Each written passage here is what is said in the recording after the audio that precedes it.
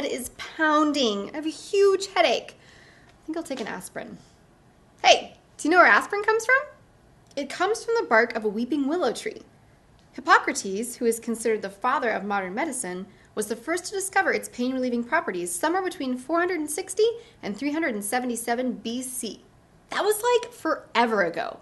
Chemists knew there was some compound in the bark that worked wonders, but there were also hundreds of other compounds present too. How did scientists know which compound was the miracle drug? And how did chemists get that compound from a tree in the woods to this pill here?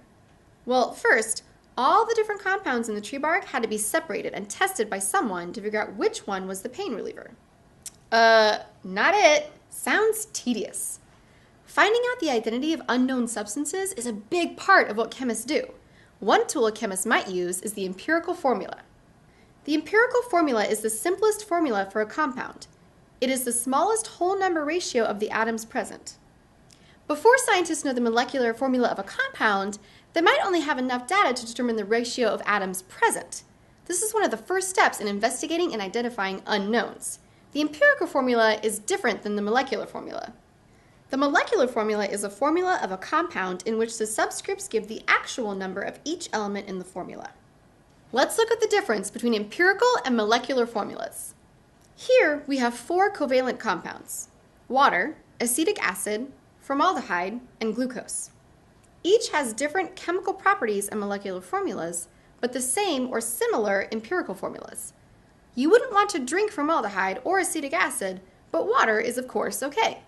And as you know, glucose is an important player in cellular respiration. It is also very different from the other 3 compounds. That's why at first it might seem like the empirical formula isn't very useful. More information can be obtained by looking at the molecular formula. The empirical formula doesn't tell the whole story, but it's a good starting point when identifying unknown compounds. You may have heard of this simple poem to find the empirical formula.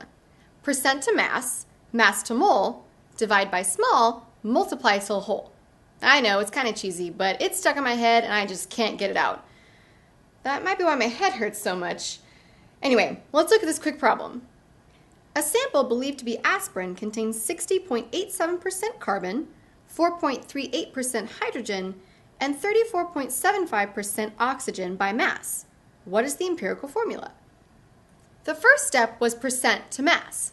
Let's assume we're dealing with a 100-gram sample. That makes converting percent to mass fairly easy. Here's what we've got so far. 60.87% carbon would equal 60.87 grams, 4.38% hydrogen would equal 4.38 grams. 34.75% oxygen would equal 34.75 grams. Now for step 2, mass to mole. Use the molar mass on the PT to convert grams to moles.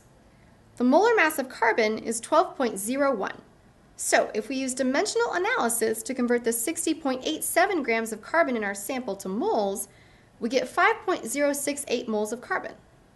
Next, let's convert the 4.38 grams of hydrogen to moles. The molar mass of hydrogen is 1.01. So there are 4.34 moles of hydrogen in the sample. Finally, let's convert the 34.75 grams of oxygen to moles. If we look at our periodic table, we see the molar mass of oxygen is 15.99 grams. So we have 2.173 moles of oxygen. Phew! Step 3, divide by small. What's that mean? Here, you look at the moles of each element present and find the smallest amount. Oxygen has fewer moles than hydrogen and carbon, so divide all the values by this little guy, 2.173. Here's what the math would look like.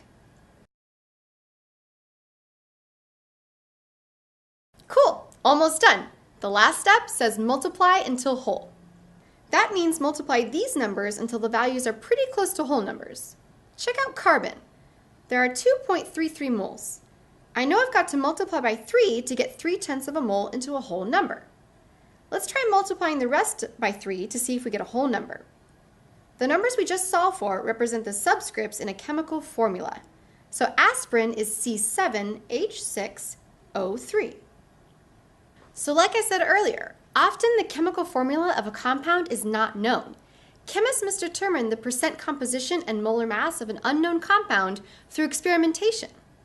Determining the chemical formula is an important step in understanding the properties of the compound and developing a way to synthesize it in a laboratory. So do you think all aspirin comes from the bark of a willow tree, even today? Well, it took German scientists 1.5 kilograms of willow tree bark just to extract 30 grams of aspirin. I don't think we'd have any willow trees left if we used the same method today. Drugs like aspirin start in little labs, kind of like your chemistry classroom, and some make it into production like aspirin did in the picture here. So that's a big part of what chemists do. They find really cool compounds in nature and extract them from plants, trees, animals, whatever, and figure out how to make them in little labs. Hey, my headache is gone. All right, until next time, this is Lisa D.